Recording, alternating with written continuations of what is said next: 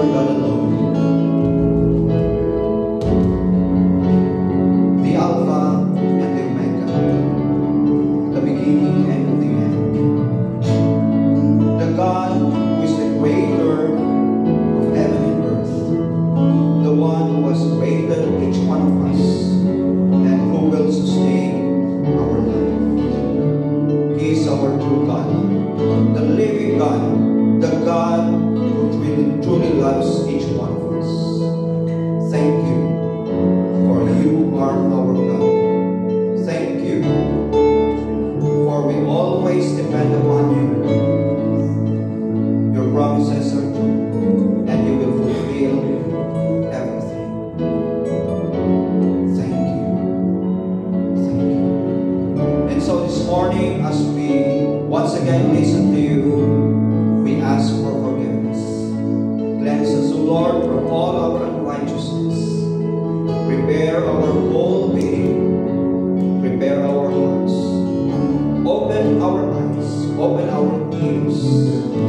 Open our mouths. That we will be receptive. And we will have the joy and excitement to listen to you. And help us, Lord, to remain everything that whatever you say will become part of our life.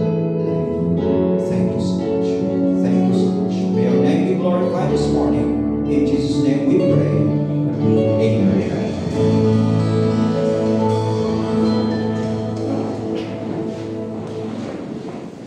Magandang umaga po sa bawat isa sa atin. Ang dami natin. Salamat sa mga ngayon lang nakadalo sa atin. Welcome po kayo sa congregation ni Apo Diyos Timadayaw ni Biagyo. So, natatandaan pa ba ninyo yung ating tinatalakay na topic?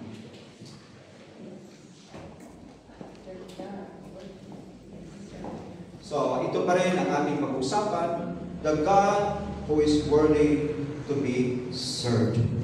To be served. At sino ang dapat maglingkod sa Diyos? Amen. Diba? Kung ito ang ating Diyos, sabi natin, He is worthy to be served. Sino ang dapat na maglingkod? Sino ang dapat na magsilbi sa Kanya? Walang iba kundi tayo.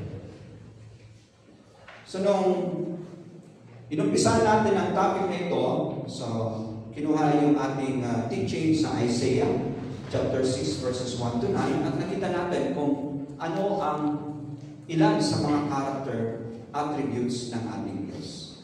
So, parang summary lang ito, He is holy, He is yung kanyang majesty, yung kanyang glory.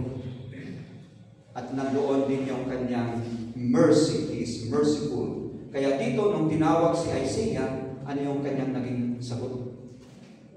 Here I am, send me. And then yung sumunod na ating tinalakay, nakuha natin sa 1 Samuel chapter 2 verses 1 to 11. Yung prayer ni Hannah, yung nanay ni Samuel.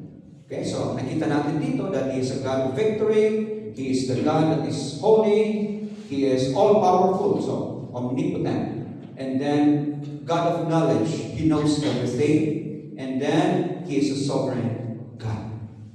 And then, nag-move on tayo, kinuha natin yung ating next na topic sa Joshua chapter 1, verses 1 to 9. So, nakita natin dito yung faithfulness ng ating Diyos. Na kung meron lang siyang sinabi na promise, definitely, He will fulfill His promise. Nandun yung assurance niya.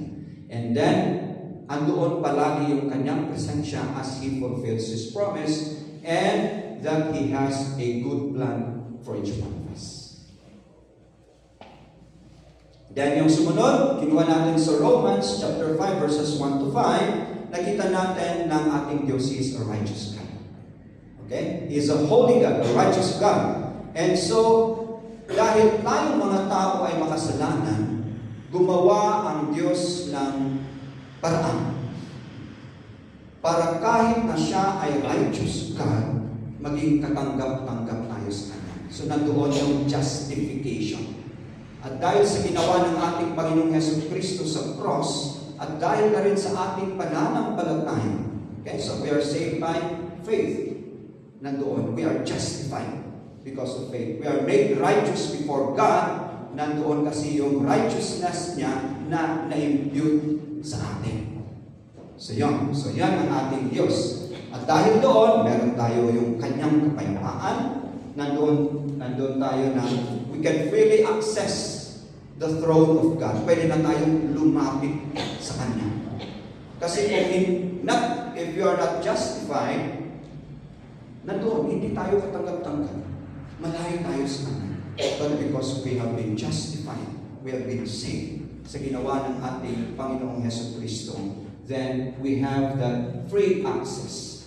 And then we hope of the glory. So darating yung panahon, di ba? Yung glorification natin. Na yes, we have been justified, but eventually we are being, and at present we are being sanctified, and eventually we will be glorified. So hope of the glory of God. And then nakita rin natin kung gaano tayo kamahal ng Diyos. And then last week, kinuha natin yung sa kwento ni Caleb. Di ba? Ibang-iba si Caleb, sabi natin, kasi kilala niya ang Diyos. Depending on a dependable God. So meron tayong Diyos na dependable. At yun talagang tinayuan ni Caleb kasi alam niya, kilala niya kung sino ang Diyos. So, we saw that He is a reliable God, that He sustains our life, our vitality, yung ating buhay, ang ating buhay. Binibigyan tayo ng strength dahil doon. And then He helps us. And then He rewards us. Kaya nga, eventually, sabi ni Caleb, yung pangako ng Diyos ay ibigay sa atin. Because He knows that God is dependable and He has been relying. More than 8 years old na siya, at anong sabi doon? Kaya pa niya makipapa. Kaya pag napansin nyo, talagang gagamitin na itong stairs na ito. Patungo sa taas. And God will sustain us, our vitality. Di ba? He will give us strength para makakit tayo sa taas. Merong panghawakan. And we hope that eventually we will be using yung top floor para sa ating as our worship center. So ipagpatuloy ko natin ngayong umaga na pag-aralan that we have a God who is worthy to be served. Okay? So, titingnan natin yung isang character niya na na-discuss na, that God is sovereign.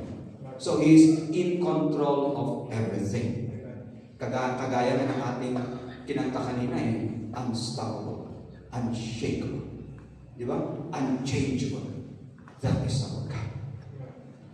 So, dito sa attribute ng ating Panginoon, that God is sovereign, titignan natin that God calls us for His own purpose. Meron siyang karapatan because He's in control of everything na tumawag kung sino ang gusto niyang tawagin for His own purpose. So meron yung general na panawagan para sa ating lahat na mananampalataya, pero nandoon din yung specific na may gustong ipagawa sa atin. So, kukunin natin ang ating pag-aaral sa Jeremiah chapter 1 verses 4 to 10. Ito yung pagtawag ng Diyos kay Jeremiah. Okay? So, sa verses 4 and 5, ito yung ating mababasa. Then the word of the Lord came to me saying, so ito yung sinasabi ni Jeremiah, ang Diyos. May sinabi sa kanya, tinawag siya. Before I formed you in the womb, I knew you. Bago ka pa na-conceive, kilala na kita. Naniniwala ba kayo na ganoon din ang pagkikilala ng Diyos sa atin? Amen. Na bago pa nagkatagpo ang ating mga parents, kilala na tayo ng ating Diyos. Yun ang ating Diyos.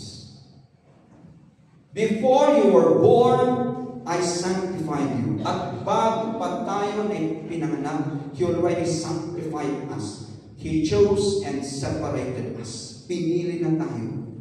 At tayo ay, anong separate? Sa Tagalog? Hiniwalay. Talaga Tagalog kung minsan naman. So yun, He sanctified us. Bakit? Sabi, I ordained you a prophet to all the nations. Yun ang pagkatawag kay Jeremiah. So, makita natin dito na merong plano ang Diyos sa buhay ni Jeremiah. At naniniwala ako na may plan rin ang Diyos sa bawat isa sa atin. Ako nga hindi ko talaga alam. I never imagined na darating yung panahon na ako ay tatayo dito sa harapan na ginagamit ng Diyos para i-share yung kanyang salita. Na i-share kung sino ang Diyos. Hindi ko alam yun. I never dreamed of it. I never planned it. Wala. Hindi ko pa nga alam na eventually tayo ay magkakilala Wala. Simple lang yung ating plano sa buhay. Makatapos tayo sa pag-aaral, makapagtrabaho tayo, magkapamilya, suportahan ng pamilya, makapag-aral sila, okay na tayo. Pero meron palang ibang plano ang Diyos. Minsan na iniisip ko, lalo na pag medyo nahihirapan ako, o kaya na-challenge talaga yung aking pananampalataya, nagkamali yata ako. Bakit ako nag-oo na ma-ordain? Iniisip ko kung minsan kamali yata ako. Pero pag talagang remind tayo ng Diyos, ng kanyang salita, na meron siya palang plano para sa bawat isa sa atin.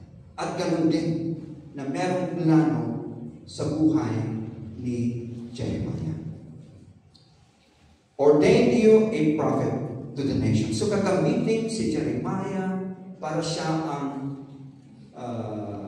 parang speaker ng ating Diyos. Messenger ng ating Diyos. At makikita natin ang parang rason, briefly, ang rason kung bakit tinawag si Jeremiah. Same chapter sa verses 15 and 16. Kinuha ko sa New Living Translation. Listen, I am calling the armies of the kingdoms of the north to come to Jerusalem. I, the Lord, have spoken. So, nandito pa rin yung sovereignty ng Diyos. Parang inalaw niya na talagang dinawag yung kingdom sa northern part ng Jerusalem, from the north. Sabi dito, they will set their thrones at the gates of the city. They will attack its walls and all the other towns of Judah. At bakit? I will pronounce judgment on my people for all their evil. Evil, sabi doon. For deserting me and burning incense to other gods. Yes, they worship idols made with their own hands. So dahil tumalikod ang mga tao, nagrebelde sila sa Diyos. Sa iba silang Diyos-Diyosan na sumasamba. Nakalimutan nila kung sino yung tunay na Diyos. So may consequence yan. So tinawag sa Isaiah para ipaalam, i-remind sa kanila ang Diyos. Kung ano ang ginawa ng Diyos sa kanila, yung katapatan ng Diyos sa kanila. Na mula sa Ehipto, sila ay dinala sa lupain na kanyang ipinangako. Na i-remind sa kanila yung kanyang faithfulness. At mag-repent. Pero eventually, nakita natin dito, kung babasahin natin, hindi nag-repent. Hindi sila nag-repent. Kaya pinayagan ng Diyos. Nalulusubin sila ng Babylon. At marami sa kanila ang naging bilanggo at nila sa ibang territory ng Babylon at that time. Sila ay naging captives. Yun ang nangyari. So, merong consequence naglingkod tayo sa Diyos, papuluin tayo. Gagawa siya ng paraan para tayo ay i-remind at tayo ay mag-repent. At maaaring meron siyang tatawagin na tao at siya ang kanyang gagamitin. So ganun din ang ginawa ng Diyos. Tinawag sa Isaiah dahil si Jeremiah dahil merong plano ang Diyos sa kanyang buhay. And then sa susunod na mga verses 6 and 7, then said I. So sabi ni Jeremiah, Lord God, behold, I cannot speak, for I am a youth. But the Lord said to me, do not say I am a youth. For you shall go to all to whom I send you, and whatever I command you, you shall speak. Sabi niya, bata pa ako. Bata pa ako. Wala akong alam. Wala akong alam. Bata pa ako. At that time, binabasa ko nga kung ilang taon na kaya si Jeremiah that time. May nagsabi na, may mga commentators na nagsabi, he was 17. May nakita akong he was 20. So, more or less na doon yung age, between 17 to 20. So, I am still young. Yun yung kanyang sinabi. Pero makita nyo kung anong sabi ng Diyos. Huwag mong sabihin, ikaw ay bata pa. So wala pala sa edad yung pagtawag ng Diyos. So pwede pa, Kuya Mike, huwag mong sabihin, matanda na ako. Hindi. Wala. Hindi pala rason yun. Hindi sasabihin ni Zechariah na bata pa ako. O ni Elijah na bata pa ako. Wala pala. Hindi rason yun. Kung talagang may plano ang Diyos at tayo ay tinawag at hiniwalay dahil meron siyang plano sa ating buhay, hindi pala rason kung sino tayo. So makita natin dito that God will definitely prepare us and will provide whatever we need. Sabi nga dito whatever I command you, you shall speak. So, makita natin dito na hindi tayo aasa sa ating sariling karunungan. Hindi tayo mag-iisip kung ano dapat nating sabihin. Pag tinawag tayo ng Diyos at may pinapagawa sa atin, siya pa rin ang mag-equip sa atin. Mag-provide sa atin, mag-prepare sa atin para magawa natin yung kanyang plano sa ating buhay.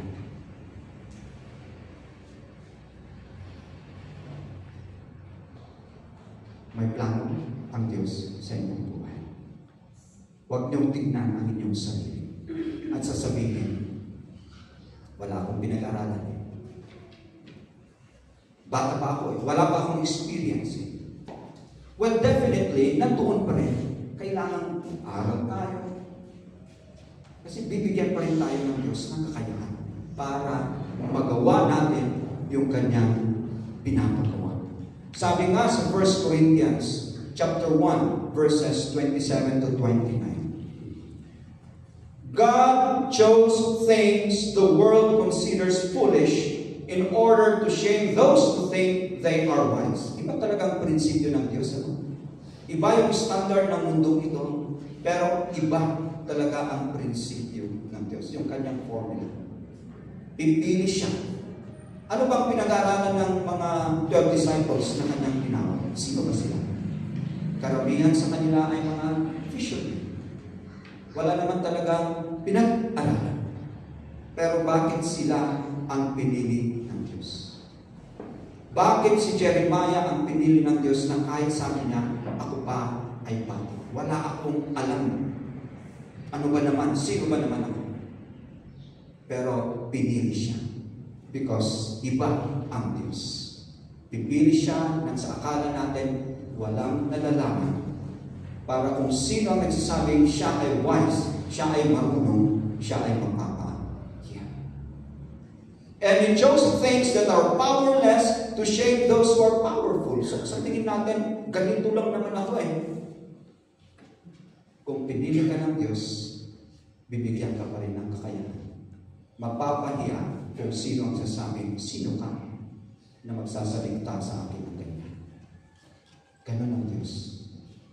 God chose things despised by the world, yung hindi binabaliwala ng Diyos.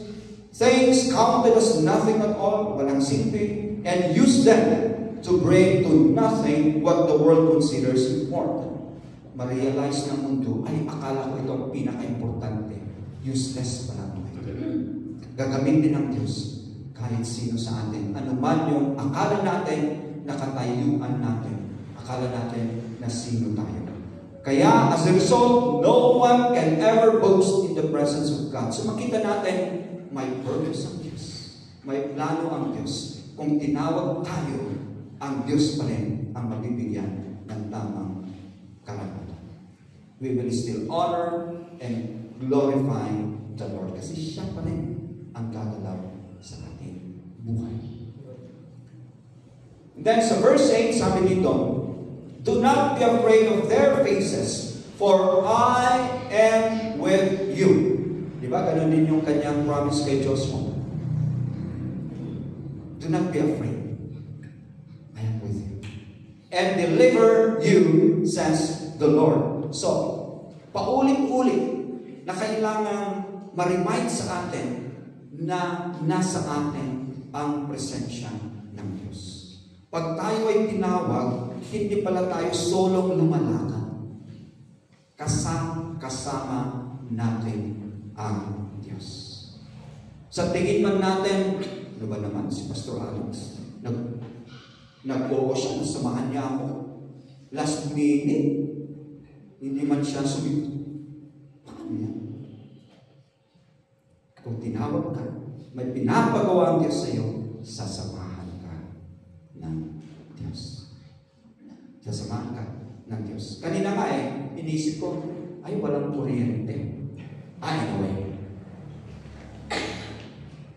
gagamitin ng Diyos sa situation na walang kuryente para talagang titingin tayo sa ating mga Biblia habang pinapakinggan natin yung kanyang mensahe. Kaya sabi ko, maganda pa rin kung kahit na walang kuryente. Pero dumating ang kuryente. So, praise God pa rin. Diba?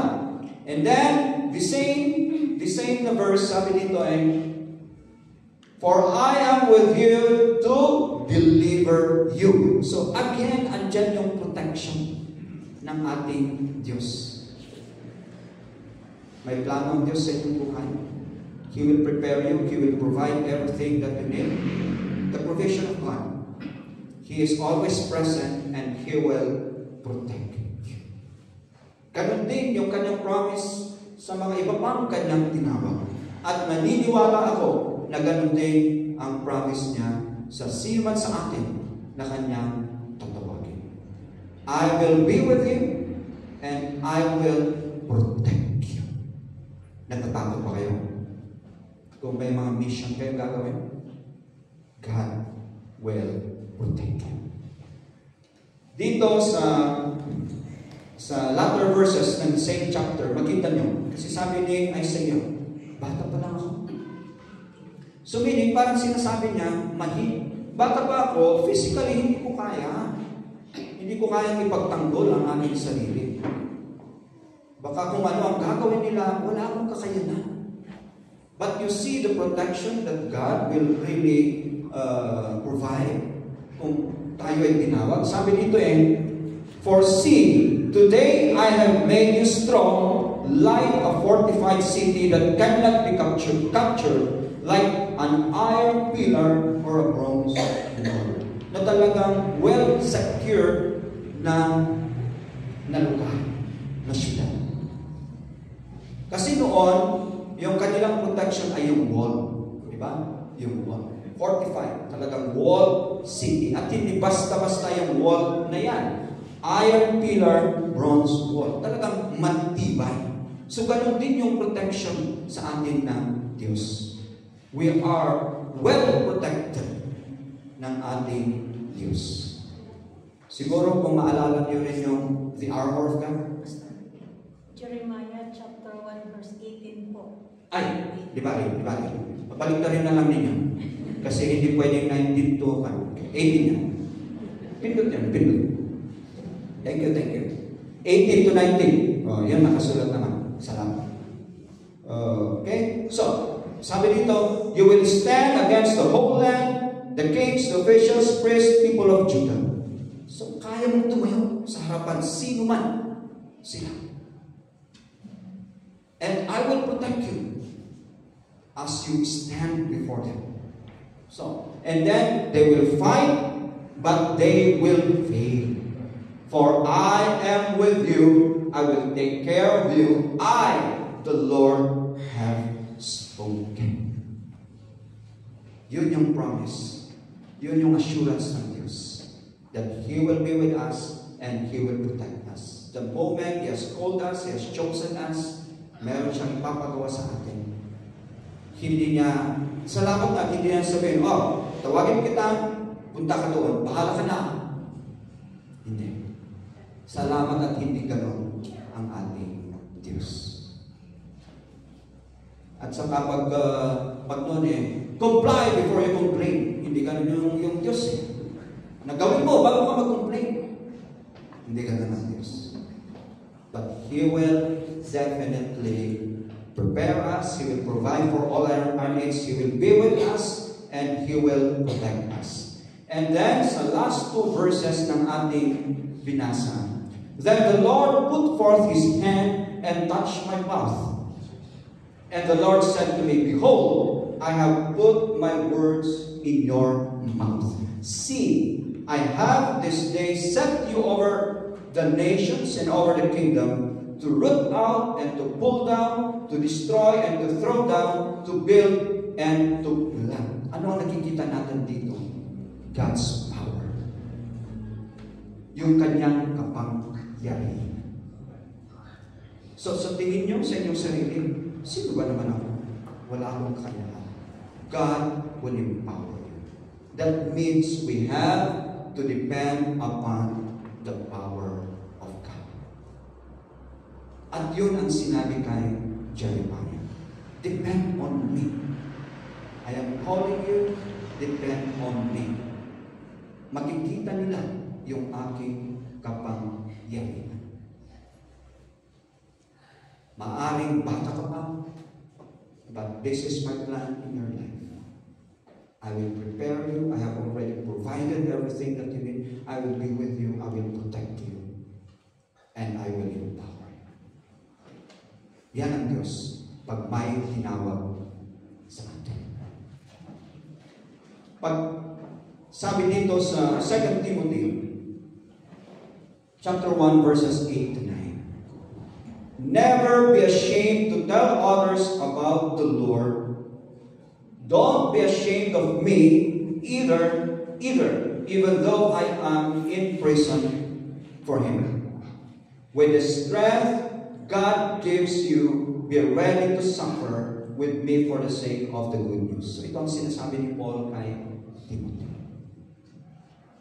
God will give you the strength para magawa mo yung nararapat mong gawin. Ano ang panawagan ng Diyos sa atin? Meron ba? Pinatawag niya ba ang bawat isa sa atin?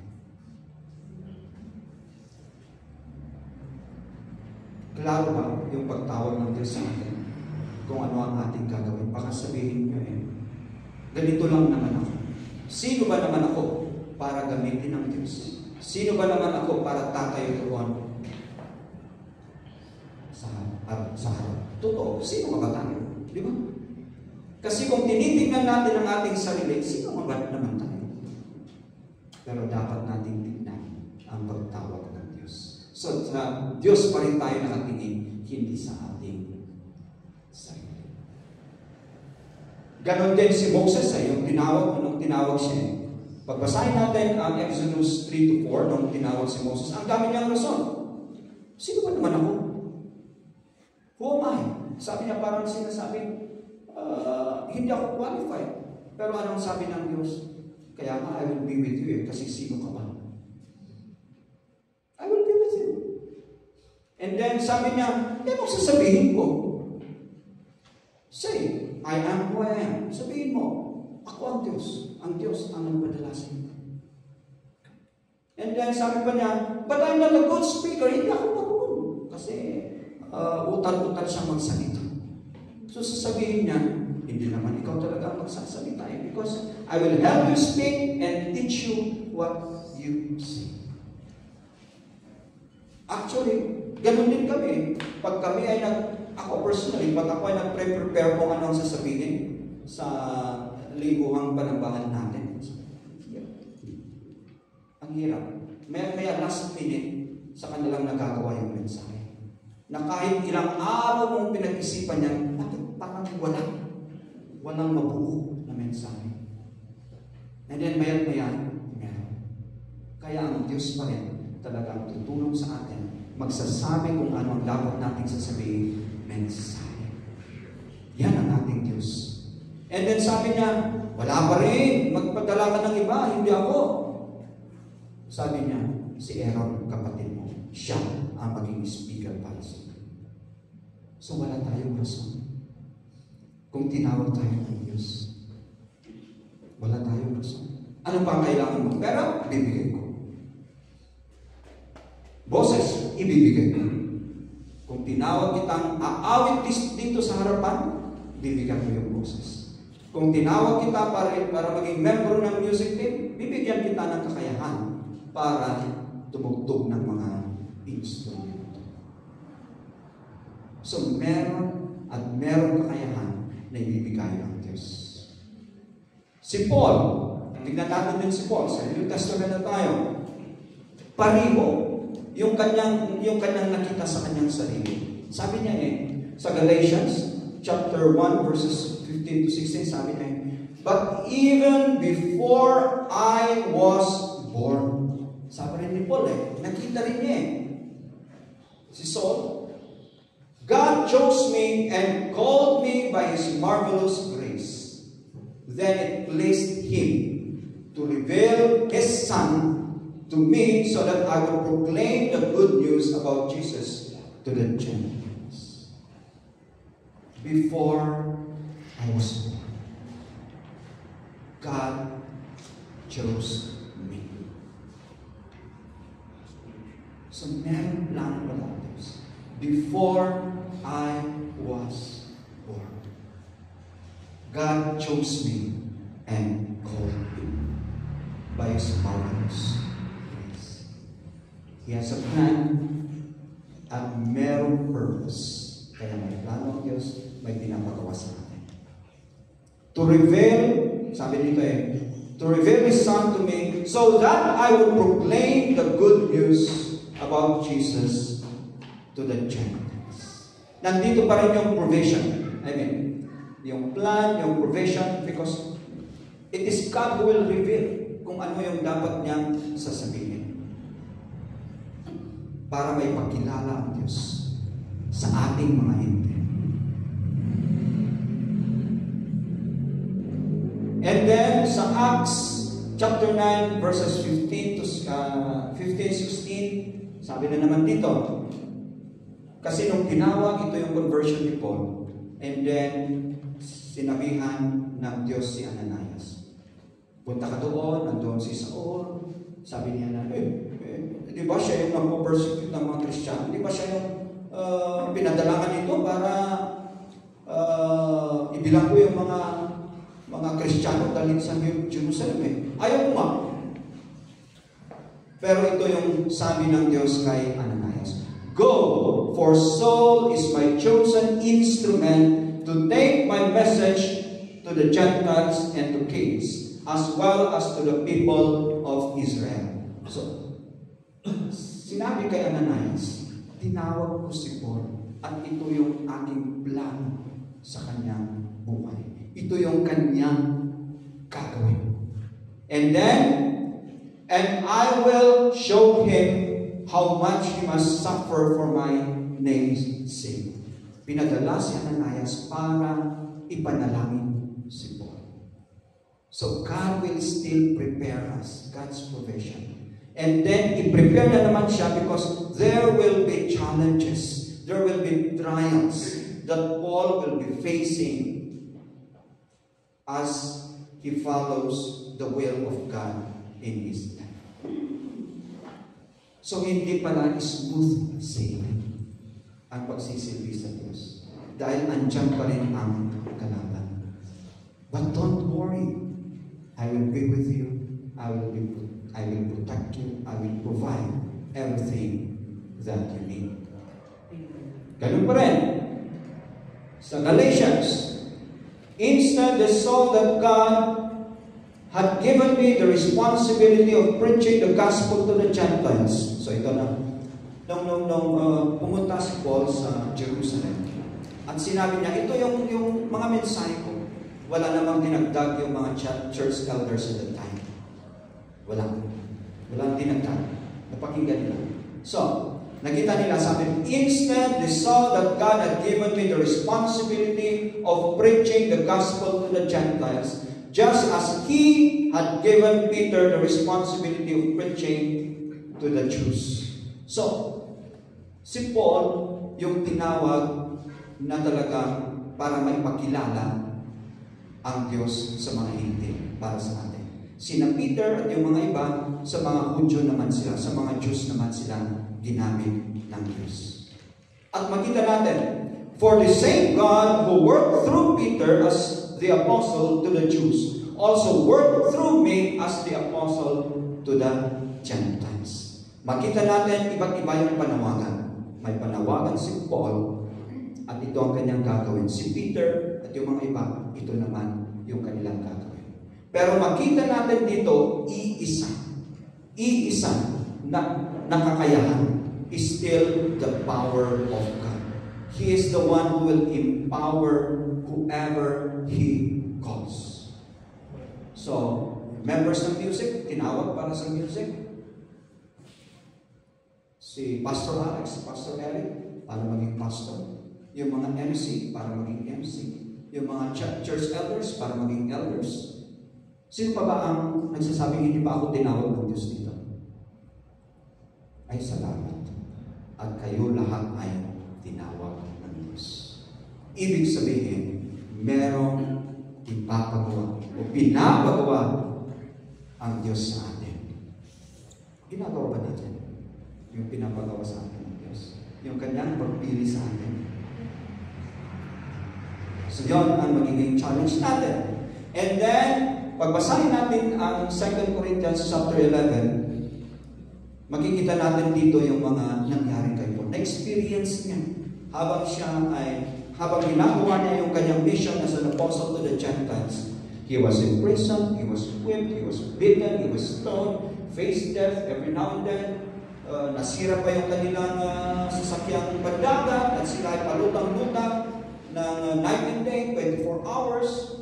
And then sila pa ay ninakawan. And then, ang masaklang dito, dangers from false believers, dangers from Jews. Kasi meron kumukontra pa rin sa kanila. And talagang nandoon yung sleepless nights, yung hunger, yung thirst, ang dami niya.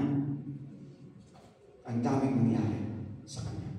But still, as we have seen, nandoon pa rin yung protection ng Diyos sa kanya. Jeremiah, tinawag. Si Moses, tinawag. Si Paul, tinawag. Tayo rin. Ang rason kung bakit tayo nandito, tayo ay tinawag ng Diyos. Bago pa tayo na-form na-conceive sa womb ng ating parents, ng ating father, kilala na tayo ng Diyos. Merong plano ang Diyos sa buhay ng bawat isa sa atin. Hindi man klaro ngayon, eventually magiging klaro. Ang importante lang doon, dahil ito ang mensahe ngayong umaga, tanungin natin ang Diyos. Ano ang plano mo sa akin? Ano ang dapat kong gagawin? Ano nga ba ang pinapagawa mo sa akin? Merong plan For I know the plans I have for you, although ito ay para sa mga Israelites at that time, ginagamit pa rin natin ito dahil alam natin na kung ano ang sinabi ng Diyos, applicable pa rin para sa atin. I know the plans I have for you, says the Lord. They are plans for good and not for disaster, to give you a future and a hope. Merong plano ang Diyos para sa bawat isa sa atin. At alam niya yan. At ang plano niya para pa rin sa ating kabutihan. Yan ang ating Diyos. You didn't choose me, I chose you. Yan nga. Ang Diyos pa rin ang pumili sa atin. He is the one who has chosen each one of us. At dahil tayo ay pinili, I appointed you to go and produce lasting fruit. So ito yung panawagan sa bawat mananampalataya. So, wala talaga tayong rason na magsabi, hindi naman ako tinawag ng pastor. Hindi naman ako tinawag para maging member ng music team. Hindi naman ako tinawag na maging ministry leader. Wala sigurong panawagan. Wala sigurong tawag ang Diyos sa akin. Hindi naman ako Sunday school teacher. Siguro, ordinary lang akong member. Papunta-punta lang sa church tuwing linggo. Hindi. Hindi ka na. Produce lasting fruit, so that the Father will give you whatever you ask using my name. Kailangan mamunga tayo. Pagkilala natin ang Diyos sa iba. I-share natin yung ating salvation story. Pagkilala natin. So, hindi lang dito sa harapan para sabihin kung ano ang mensahe ng Diyos. Maaaring habang ikaw ay naglalakad, meron kang nakilala o kaya na-meet mo yung old friend mo, baka yun, pagkilala ng Diyos. So, wala palang magsasabi, walang pinapagawa ang Diyos sa akin. At salamat, kagaya ng mga disciples, na talagang hindi sila aasa sa kanilang sariling kakayahan, but nasa atin ang banal na Espiritu. The Holy Spirit will empower each one of us. Huwag po tayong, kasi pag sa sarili nating kakayahan, tayo mapapagod. Marami tayong reklamo. Marami tayong reklamo. Kahit na tayo ay tinawag at alam natin na binigyan tayo ng kakayahan, minsan napapagod din tayo. Di lalo-lalo na pag sa ating sariling kakayahan, tayo nagdedepende. Mahirap. So we have always to rely upon the Holy Spirit. At ang ganda, yung towards the end of Hebrews, sabi dito may He equip you with all you need for doing His will. Kung tinawag tayo ng Diyos, He will equip us. May He produce in you, through the power of Jesus Christ, every good thing that is pleasing to Him. All glory to Him forever and ever. Amen. At pag tayo ay tinawag ng Diyos, gawin po natin yung dapat natin gawin ayon sa pagkatawag sa atin. Huwag po nating sayangin yung ibinigay ng Diyos na kakayahan. Kausapin natin muli ang Diyos. Panginoon, dinawag mo ako, dinala mo ako dito sa congregation na ito, Great Lord of Redemption. Ongoing yung construction ng building. Ano ba ang pinapagawa mo sa congregation dito? At ano ang aking maging role? Tanungin natin ang Diyos. Alangin natin. Huwag nating sayangin ang ating buhay, yung ating pagkatawag. We have a God who is worthy to be served. Tinatawag ng Diyos ang bawat isa sa atin para siya ay ating paglingkuran. Humingi tayo ng guidance. Ano nga ba? Panginoon, ang plano mo sa akin. Ano ang dapat kong gawin? At pag naging klaro yan, kailangan nandoon yung ating commitment. Nagagawin niya. Maging conscious tayo palagi. Ito ang pinapagawa ng Diyos sa akin. Kailangan gawin ko na. Kasi yon ang pagkatawag ng Diyos sa atin. So wala tayong rason, mga kapatid. Walang magsasabing, ganito lang ako. Ito lang ang aking kakayanan. Wala akong kaalam-alam. Hindi.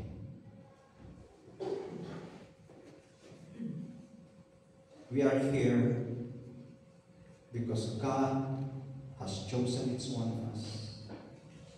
He is calling us for a particular purpose or for a general purpose for all Christians. And we are here to serve the Lord. Amen po ba? Amen. Amen po ba na tayo magsilbi sa Diyos? Na tayo paglingkuran natin siya? So sabihin mo sa inyong sarili, ako ay tinawag ng Diyos. At meron siyang pinapagawa sa akin. At salamat dahil bibigyan niya ako ng kakayahan. At ibibigay niya sa akin ang nararapat kong sabihin sa paggawa ng pagkatawag niya sa akin. Salamat. Salamat. Salamat. Tayo ay manalangin. Aming Panginoon, maraming salamat po. Hindi mo kami pinili at tinawag para uulan tuwing linggo sa bahay-sambahan na ito. Hindi mo kami tinawag para kami ay maging present every Sunday. Hindi mo kami tinawag para maging membro ng church na ito na walang gagawin kundi makinig sa inyong mensahe. Hindi ganon ang inyong pagkatawag sa amin. Meron kang plano sa aming buhay. Panalangin ko namin aming Panginoon, mangusap ka sa bawat isa sa amin. Sabihin mo sa amin ng plano kung ano ang inyong plano, kung ano ang inyong pinapagawa sa amin. Naniniwala po kami aming Panginoon na kagaya ni na Joshua, ni na Jeremiah, ni na Moses, ni na Paul, na kung nung sila ay inyong tinawag, binigyan mo sila ng kakayahan at ibinigay mo sa kanila ang lahat ng kanilang pangangailangan para magawa nila kung ano man ang pinapagawa mo sa kanila. At naniniwala kami aming Panginoon na ganun din sa amin. Na wala kaming dapat katatakutan, hindi dapat kami mangamba dahil ang presensya ay nasa amin. Andoon yung inyong protection. Ikaw pa rin ang magbigay sa amin ng kakayahan. Ikaw pa rin ang magbigay kung ano ang nararapat naming sabihin at kung paano namin sabihin at gagawin yung pinapagawa mo sa amin. Kaya aming Panginoon, bawat isa sa amin ngayong umaga, andito kami. We humbly ask you. And we are asking you, Lord, here we are. Here we are. Huwag mong sayangin ang buhay na ibigay mo sa bawat isa sa amin. Gamitin mo kami kung saan mo kami tataktan. Maraming salamat. Dahil totoo, ikaw ang aming Diyos na nagmamahal sa bawat isa sa amin. Totoo ang iyong mga pangako. At darating ang panahon, salamat, kami ay dadalhin mo, susundin mo kami, Panginoong Jesucristo, sa lugar na inyong inihanda. At doon kami sasamba sa iyo magpakailanman. Maraming salamat. Maraming salamat. Ito ang aming panalangin sa pangalan ng aming Panginoong Jesus.